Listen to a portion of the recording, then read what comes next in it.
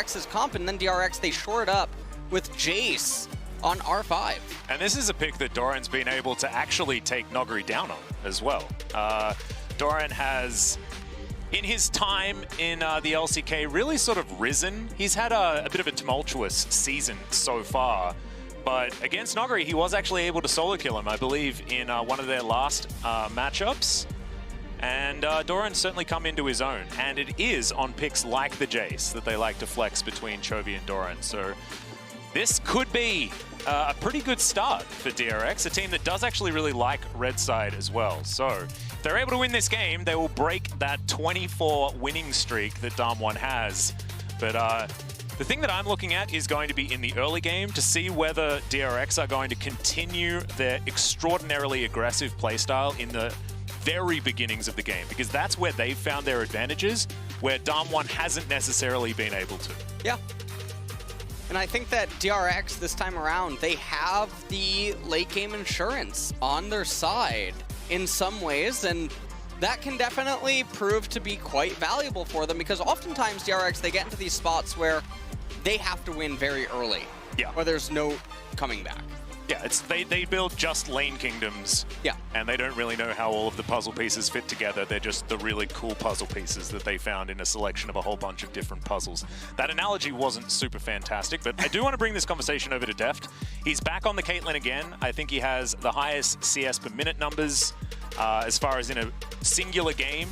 I think he got to 335 CS in a game that they won in 30 minutes time, and so that's just a little bit over 11 CS per minute. Was also, as far as all of those stats, the shortest game to achieve that kind of CS per minute number as well, because of course as a game goes on, it's much easier to get higher numbers there because you're able to farm 3 lanes, things like that. And for 30 minutes, that's a pretty insane stat line, and Deft is what this team's going to be revolving around, right? Like, Deft has had some rough times, you know, he's had some of his back issues, things like that. He's also had some doubts. That Draven game really shook him. And I think if you go and watch the interview, I believe Ashley Kang did one of those. And Deft was extraordinarily hard on himself, but he came out of that game and then pulverized his opposition. So very excited to see whether Deft is going to be able to step up here against a player that he's been very, very outspoken about playing against, right? He's spoken about going against Ghost, and he's like, I'm never going to lose against this guy. And then they got 3-0'd in the final.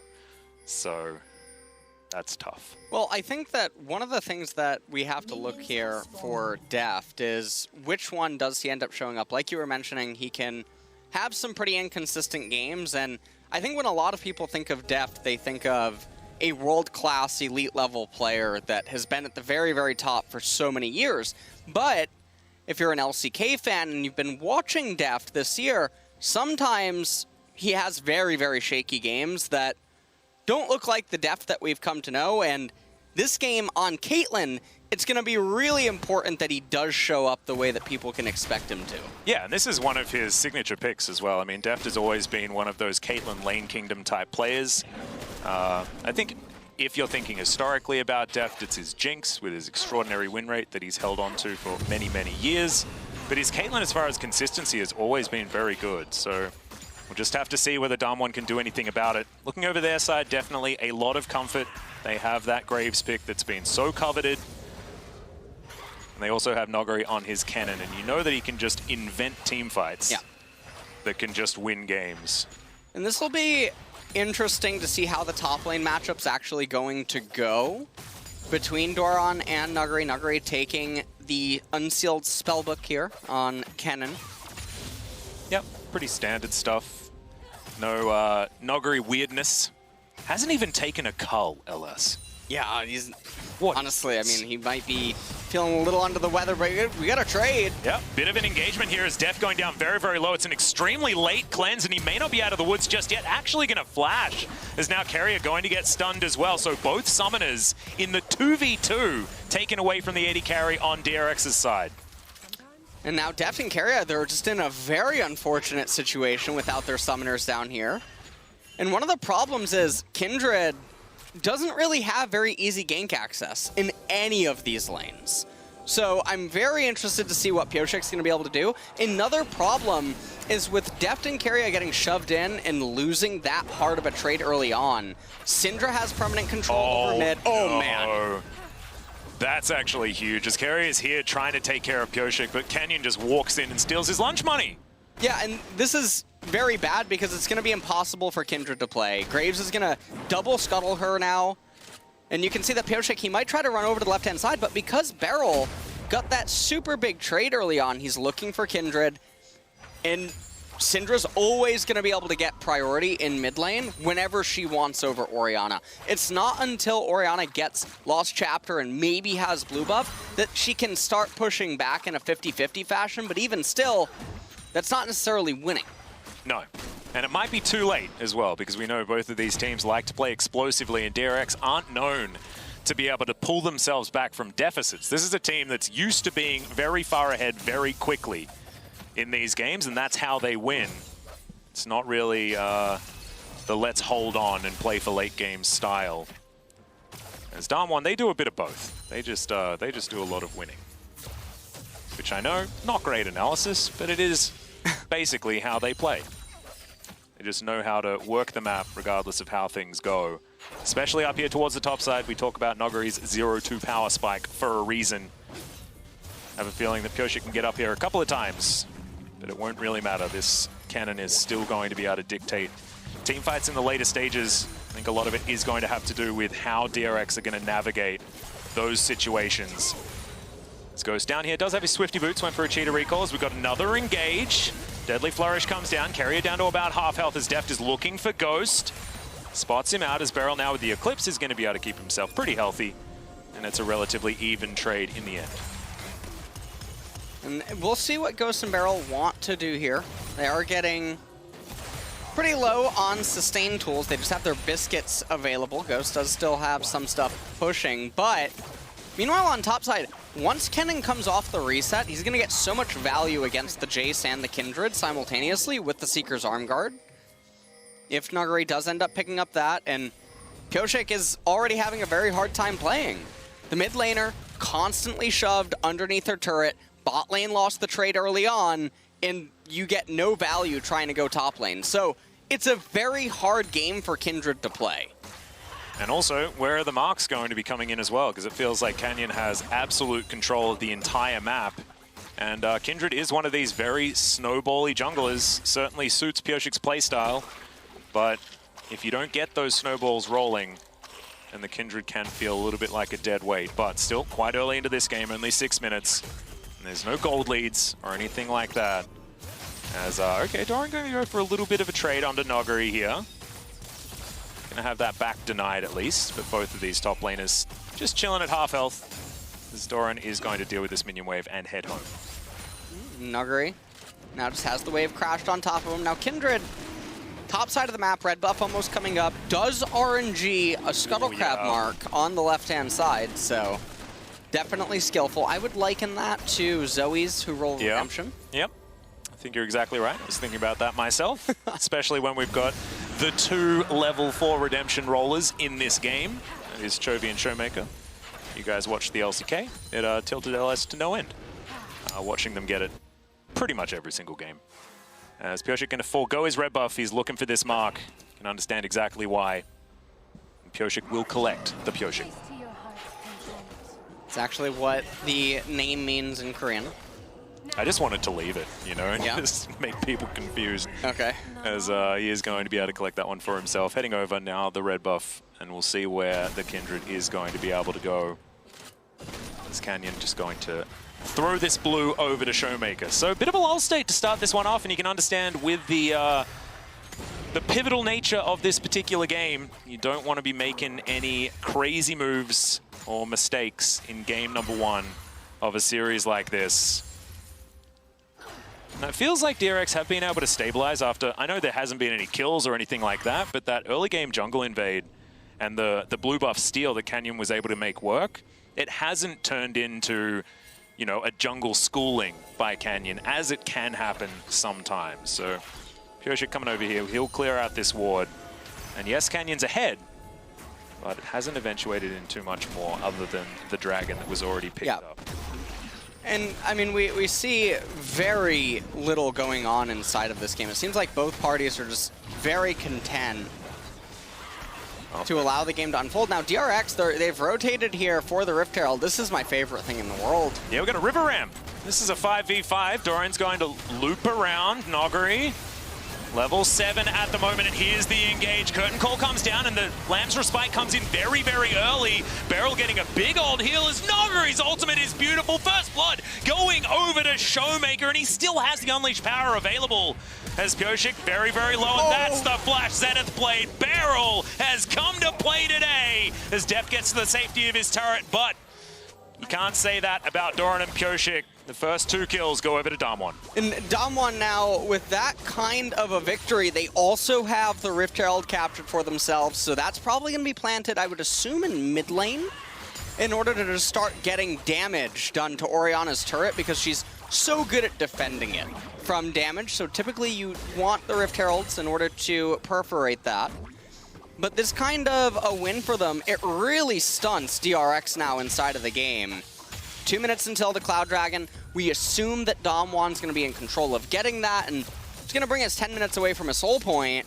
And things get really scary because we're going to have a good soul this game. We see how this all starts off. Showmaker is forced to flash over the wall. Deadly Flourish almost landed onto him.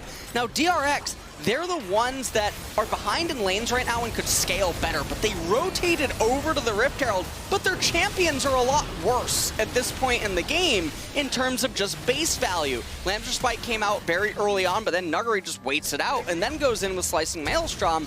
Beryl with the Flash Zenith Blade gets on top of him, and you're just left wondering, why did DRX handshake it? Well, they thought that they had a bit of an advantage, but they absolutely did not. I think the layering of CC was absolutely fantastic, and I think the way that they used Pyosik's ultimate against him, like you mentioned earlier, really, really good. So now, DRX trying to work from behind, and we've mentioned that that is not something that they have been super good at so far this season. Do have a few extra tools. There's now Deft looking for some damage onto Beryl. He's going to press his W, he'll be fine. And Deadly Flourish comes down. Ghost has just been very, very good at the Jhin so far this tournament, making sure that Deft isn't going to run away with any CS advantages. And you can see it's actually Ghost in the lead in this game as Pyosik thinking about wrapping around, but Canyon's going to turn up. Throws down his control ward, and Pyosik is going to slink away. I think this might mean a Rift Herald for the top side of the map, LS, as Doran is going to get Noggery out of there. Turret gets a bit mad.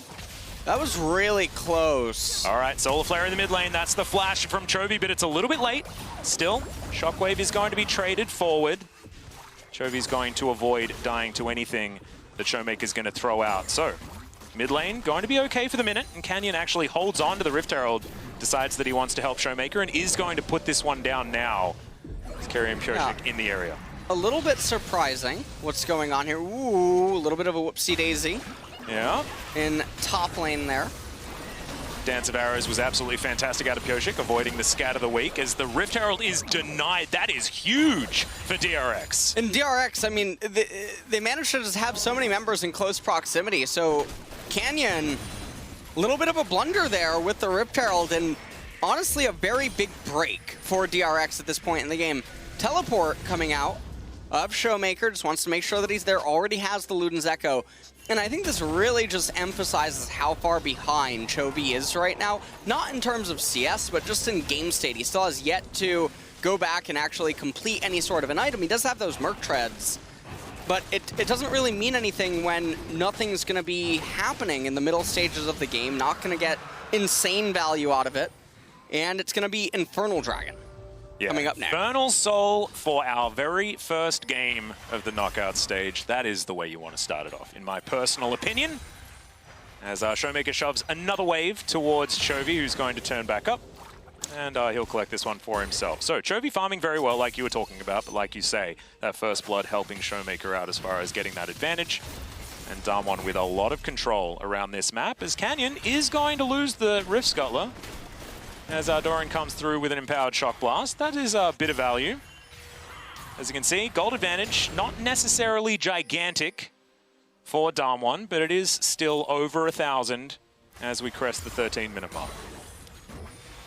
And right now, it feels like DRX, they're just continuing to wait for things. The Sanguine Blade on Jace up in top lane is very surprising to me, because I feel like their idea of what Doran's going to be doing in this game is going to be very different than what's going to be forced by DAMWON, which is just the inevitable team fighting around Soul.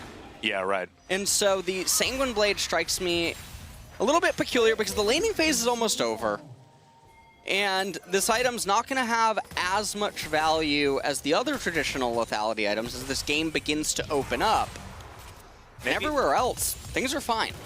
Maybe he's going to be on ghost hunting duty.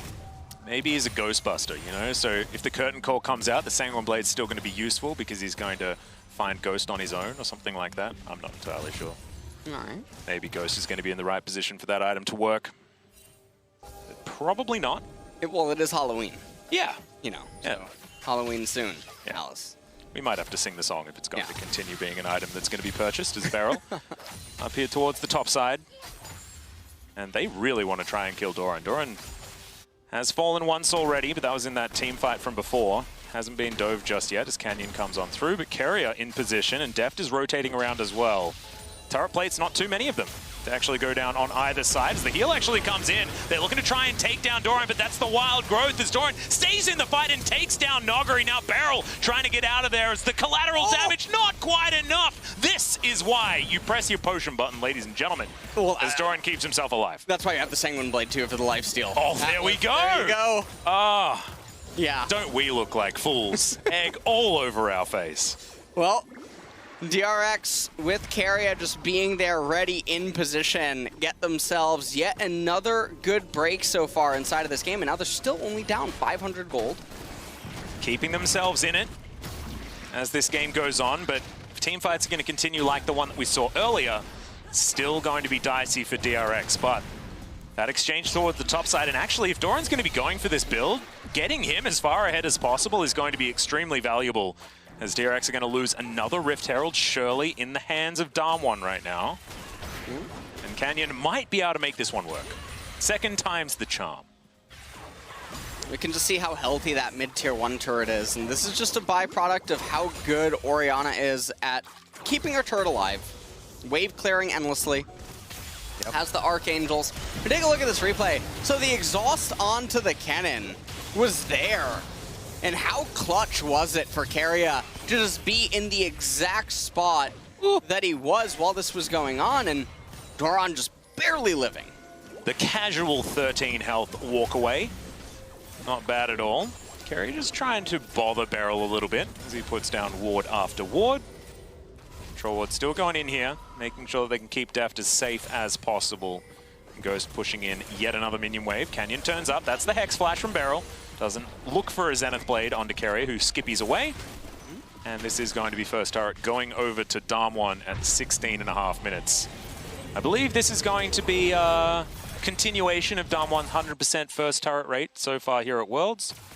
Shows how much early control that they've had throughout these games. Doran down towards the bottom side, wanting to try and do something to this turret, but it is extraordinarily healthy. The bottom lane, I feel, has just been absent for a lot of this game. Yeah.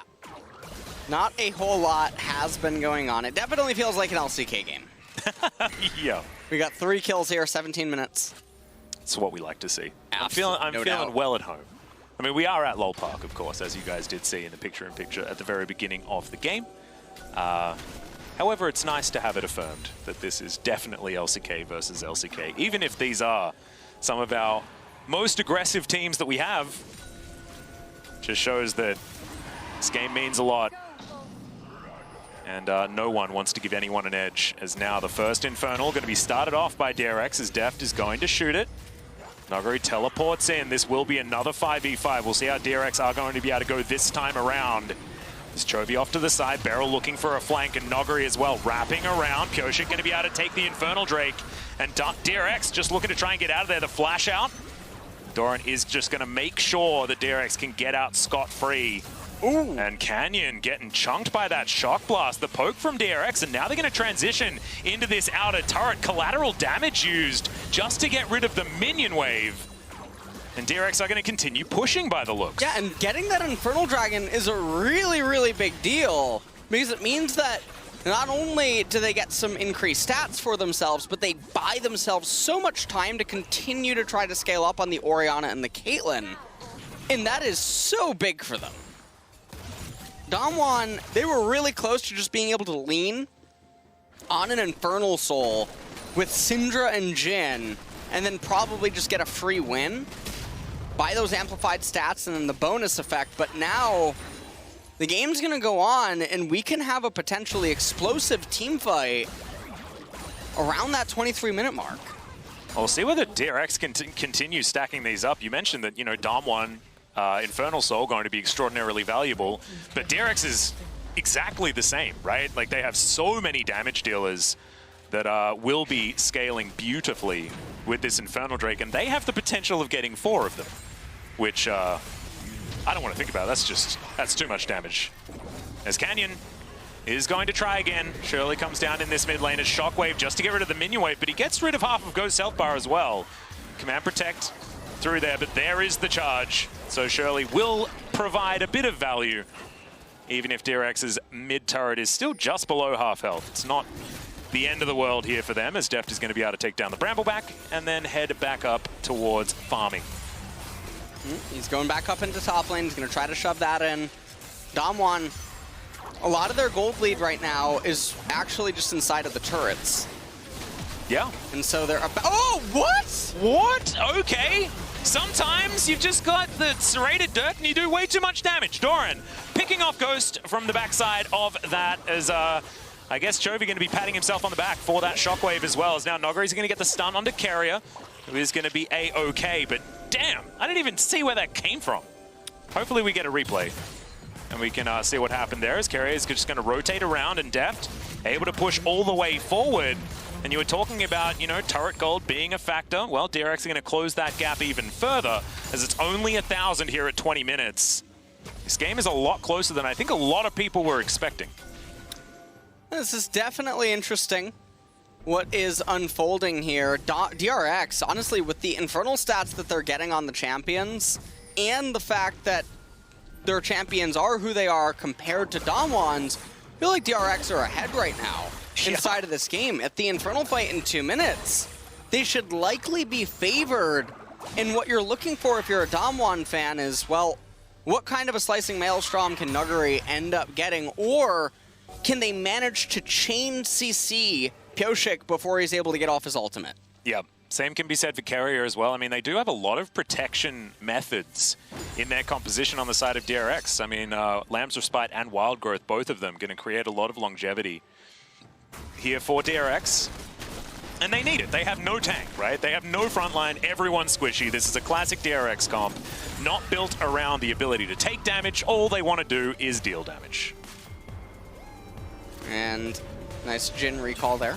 Yep. He did just get the red buff and then immediately recalled, so not the best usage of the duration. That's fine, though. We do see that from time to time. As we'll see whether Ghost can make use of it. Also, Jhin, not exactly the greatest red buff user of all time. This is true. As he likes to call curtains and things like that instead of applying it. However, still going to be good. Plus the extra gold's always great. Ace in the hole comes down. Deft pressing his R button onto Showmaker. As Chovy moving real fast with the Whimsy. An opportunity for a fight. DAMWON decide they don't want to take it. 35 seconds until the Infernal Drake, as Carrier has to flash. Oh, you can see everyone's on edge. And so now Carrier not having his flash available, that can be very scary. Showmaker hanging out just on the outskirts of vision. No one knows about Barrel. And I don't know what DRX are doing right now with their posturing. It looks like their priority is going to be on the mid lane, but you can see all of the vision that DAMWON have. They should be able to head just over to this Drake and pick it up. It's up in 3 seconds time. Canyon's been fantastic at dodging shock blasts. Doran does so much damage, but he needs to connect the skill shots to make it work as we toggle the vision and see how dark it is for DRX. Yeah. DRX now, I mean, they're trying to hold a Phalanx. Nogari's been so patient. There's the Solar Flare. Doran down pretty low. And it is just going to be DRX giving this one up as Nogari looking for the fight potentially, but Beryl just going to get himself out of there with the flash. And now Soul Point is in for DAMWON. Really good control of the area. That shock blast is going to land. Ace of the hole as well. Scat of the week is big, and that's going to get the Lamb's Respite out of the Kindred. Curtain Call coming forward. Do have a bit of vision as now Chovy. Fancy Feet comes through, and his DDR skills are going to be enough. Carrier, not so much. Catches one off the back end. Yeah. DRX will get out of there, and they don't get the turret, and they lose the Drake. And so a lot of very weird decision-making coming out for DRX right there. They were constantly grouped up, almost inviting Kennen to come in, but obviously if Kennen's seeing that, he's not thinking, well, okay. But then because DAMWON were the first ones that had control over River, they could just start the Dragon. And unfortunately, for DRX, their team composition cannot just bulldoze headfirst into the Kennen. So DAMWON now, they put the game in a very awkward position. So despite pretty much nothing happening this game, only 4 kills in total and a couple of turret captures, DAMWON are really threatening DRX basically with the game. Yeah, it's like an invisible snowball or something like that. Yeah? You ever seen that invisible Nunu bug? Oh, no, I haven't. You haven't? Okay, well. Is it a good one? One of your favorites? It's definitely good. Yeah. Okay, okay. Well, Def now has a couple of items. The rapid fire completed. Ghost sitting on the same thing, basically. Spellbinder through for Showmaker as well, and there's a pretty cool hat on this cannon who just decided that he wasn't going to build his Zhonyas. He wanted to have as much damage for this soul fight as possible. And that hat is going to mean that any sort of cannon flank is going to be basically impossible to deal with. There's a Zenith Blade, and they've caught out Doran, but uses the Blast Cone, gets himself to relative safety. Now regroups with his team, but the Jace not going to be team fighting in melee range against anyone with that kind of health bar. Throws out his Shock Blast onto Showmaker. Good stun onto Deft, and collateral damage takes him to 200 health. Deft needs a reset. Still 2.5 minutes on the Dragon, so not going to lose too much here on the side of DRX, but DAMWON just showing them that they can do some poking too. Shock Blast going to be avoided as Doran gets himself out of the way of the Scat of the Week and uses the Infernal Blast Cone to get himself towards this bottom lane as Nogari's just taken down this turret by himself. And this is the really scary thing that we were mentioning inside of the draft phase is Syndra's range, Jin's range, and even Graves with just his R. Yeah. Able to help them out, getting everyone into lethal range. And so it's very hard for all of DRX's champions to actually approach these characters. But the only way that DRX can potentially win a team fight is if they have better position and Orianna's ball is able to essentially act as one of the main bridges of connecting their champions to DAMWON's range. And I think that Lamb's Respite is also going to be extraordinarily pivotal in these fights as well. If they can eat some of the big cooldowns with that one, you know, Unleash Power comes out and then immediately Pyosik presses R, things like that. I mean, that could definitely turn the tide. So we'll just have to see. Chovy continuing to push here towards the top side of the map. The Baron getting pinged out here by DAMWON. DAMWON's still with the lead, and they still have soul points, so control is definitely there for them, but it by no means feels over for DRX just yet.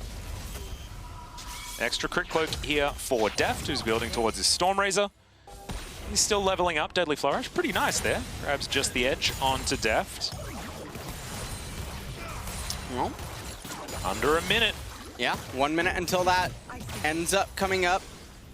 And we'll see what is going to be the position. DRX now, they're trying to rotate over to it. Doran has a Hex Drinker. He has another Serrated Dirk. A lot of utility coming out by Pyosik. He has the Quicksilver Sash picked up. And so this is just going to mean that this Kindred is just pure utility inside of this team fight. And not able to really do a whole lot else in terms of damage. Chovy trying to shove in a wave down here in bottom, but it's only 20 seconds until the Infernal Dragon, and I feel like the game might just get decided right here, Atlas. Could potentially. Chovy's Shockwave now on cooldown as well as Pyosik going to get stunned up. Lamb's Respite does go down though. That's going to keep him alive, but they need that for the team fights. The flash out of the Deadly Flourish. And there's the curtain call as the Dragon is spawning. DRX completely zoned away from this area, and that's just going to be free Infernal Soul for DAMWON. Oh, I don't know about that shockwave in the bottom lane. It whiffed anyway, but even using it against just the cannon is probably not going to work. As DAMWON, a whole bunch of extra damage here, and now they're able to play the Baron do-si-do if they would like to. Teleport back from Showmaker. And this game's starting to run away from DRX without really much happening. Yeah, not anything really going on, and yet DAMWON, they're gonna get the Baron. And I just feel like, I mean, with the team composition that DRX has, Orianna, she has some wave clear, Caitlyn has a little bit as well, but their team composition is not one that is particularly good at resisting Baron sieges, especially not ones that are bolstered by Infernal Soul helping out. This game just feels very, very, very doomed. Yeah. Which is not something you say about a 2-2 kill score, 3 turrets to 1 style of game. But then you look at the Dragons, you have a look at the purple buff rotating around DAMWON, and you look at all of the control that they've managed to have around all of their objectives. They've been there first, they've got the vision down, they've cleared the vision out, and it's just been a story of DAMWON being better. Yeah. Just in the macro sense, right? Even if there have been moments that DRX can have those sick mechanics that we know that they have, hasn't been a match when it comes to a solid game plan and playing around exactly what they want to achieve in this game. Chovy off to the side, looking for that sneaky shockwave. Yeah, he was looking to get maybe something onto Ghost right there. Not going to be able to find it. And we're just having a do-si-do right now here inside of this game. Yeah, DRX looking like they just don't really know what to do next. This turret's going to go down towards the bottom side. DRX continue to bleed objectives. Collateral damage once again used for poke. Scat of the Week just searching for any sort of pick-off. And Solar Flare to do exactly the same thing. Deadly Flourish does get the stun onto Chovy, who's down to half health. But this is all value for DAMWON, as this siege is going to continue. Now the siege meaning Deft trying to get rid of it, does so with the Peacemaker, nicely done. Showmaker over the wall, I mean, there's just too much pressure.